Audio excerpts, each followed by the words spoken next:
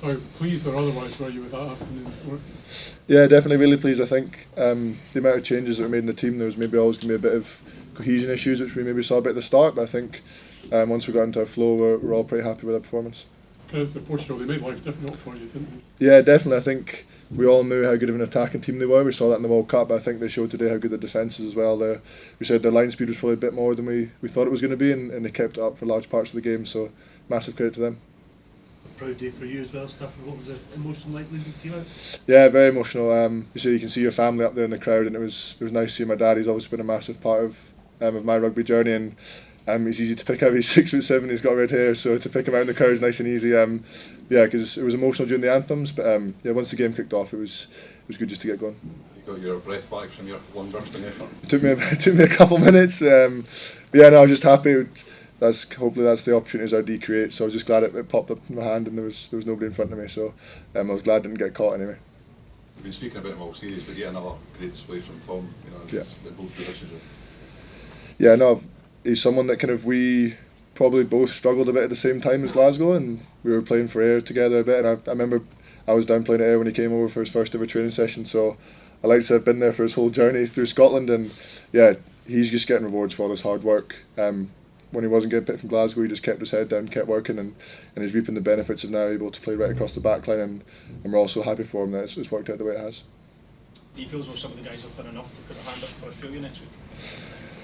I'm not selecting the team. No, it's definitely, I think boys have taken their opportunity, and that just comes off the back of hopefully a good team performance. I think the way we prepped during the week was good. Credit to the boys who had a tough game against South Africa on Sunday. They turned up at training Tuesday and Wednesday and really prepped as well with the right pitches for the game to put us in a good place. So I think there's a few boys who've hoped to put their hand up for next week.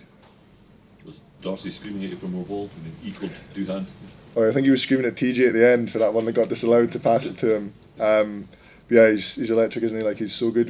When he picked up the ball, when he scored, I kind of had a feeling that he was going to go straight through and score to the post. So maybe a shame we couldn't feed him for one more, but I think that's the record tied now, isn't it? Yeah, record tied now. So we'll see if they'll be fighting it out next week. Yeah, I thought Portugal really tested us at times.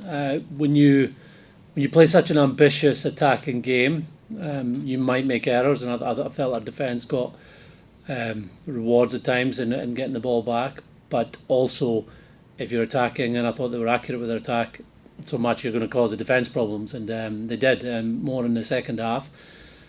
So yeah, I credit to them. I thought that they brought a lot of physicality and line speed that we had to just adjust and find solutions, and the players did that. I thought the first half was probably more clinical at times once we got through a sticky 5-10 minutes.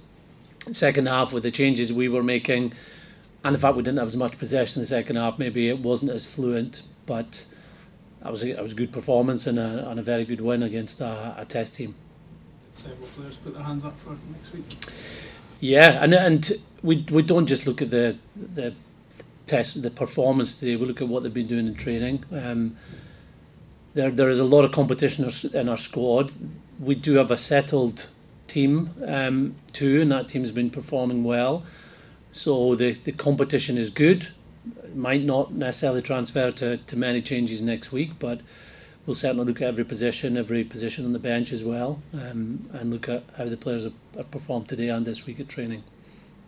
When everyone's fit, you're blessed in that back three area, and Aaron's kind of added to that mix again, doesn't he? After that firm, it did really well in the summer as well, and it's built on that today.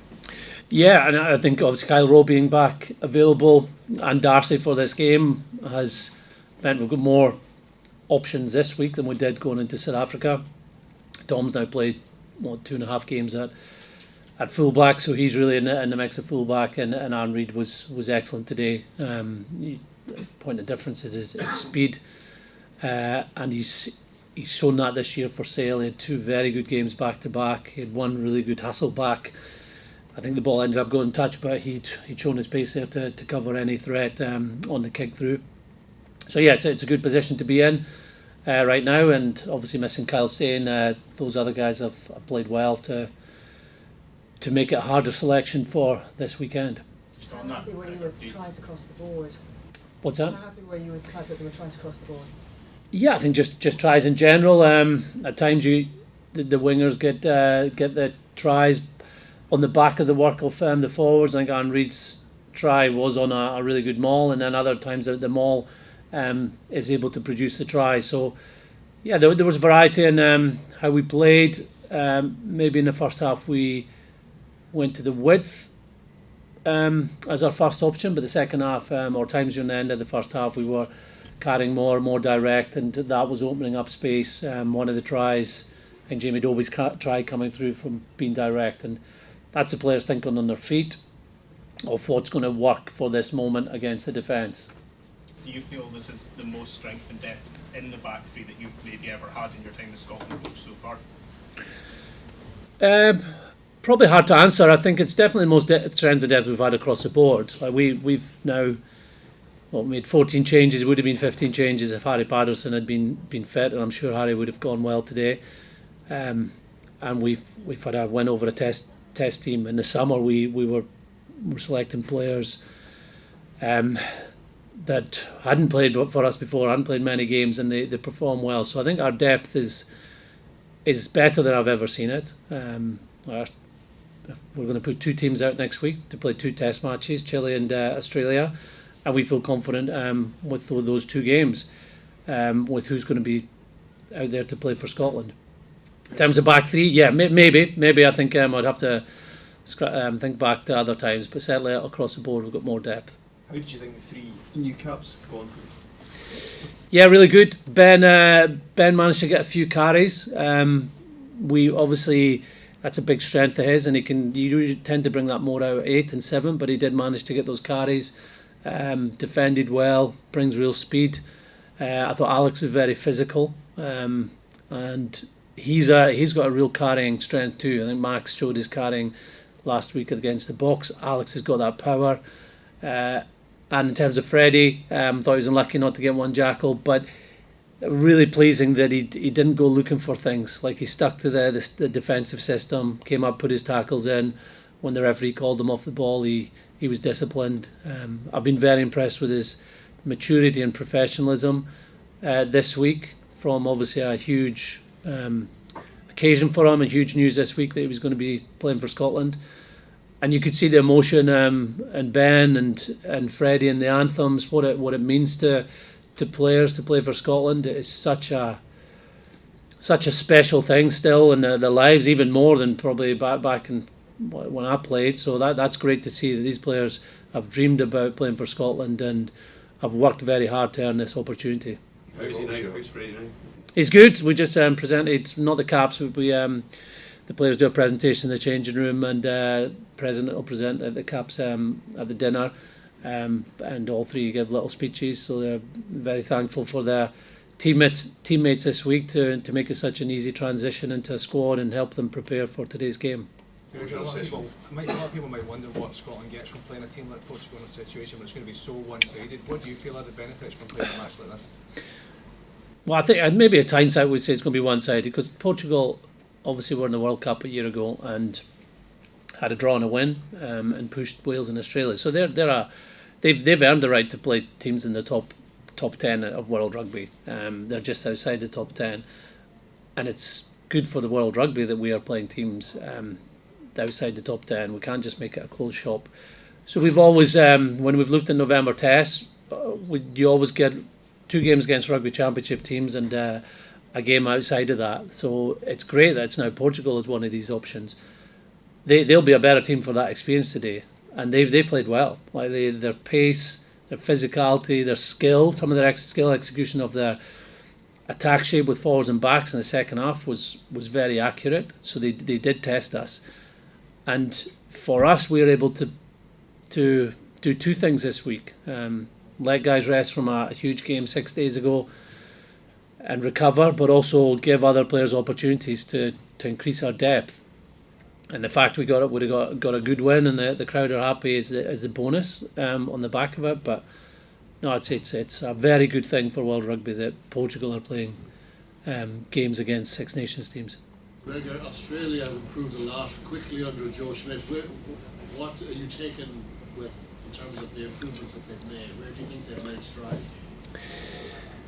Well, you can see the characteristics of a Joe Schmidt team.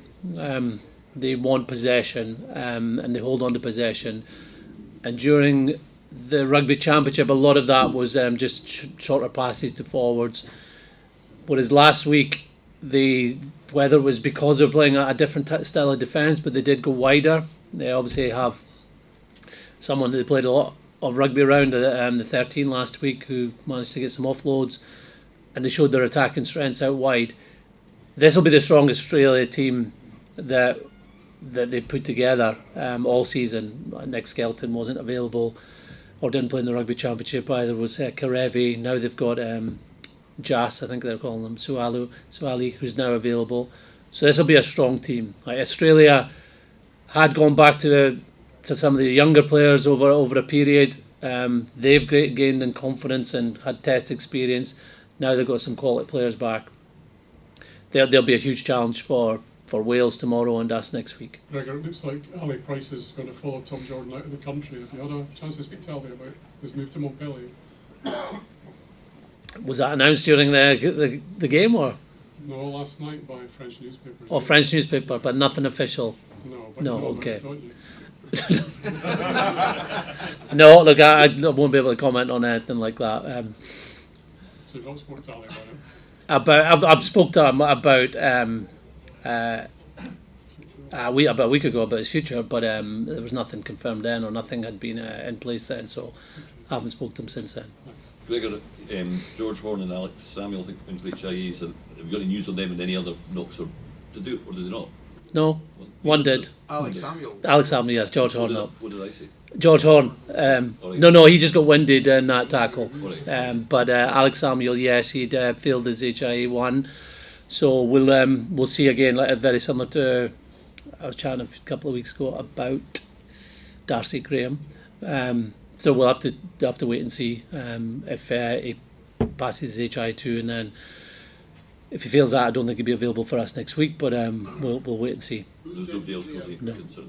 No, I think everybody got through the game apart from Alex. Who's definitely out? For next week, nobody. So far, no. Another big moment for Darcy today. How's he? Darcy scored his try. Yeah, looked good. I think he had a couple of occasions where he could have got another one. I felt that Rory Hutchison's pass to Darcy was a great pass. I don't know how we can call that forward. If we're calling that forward, then we'll be calling a lot of passes forward, which could have led to another try. And yeah, he looked busy. The fact he got 80 minutes was a real positive. And he had to take a few hits as well, both more him tackling than being tackled. Great to see Kyle Rowe back as well. So we'll have more players to pick from in the back three next week than we did going into South Africa.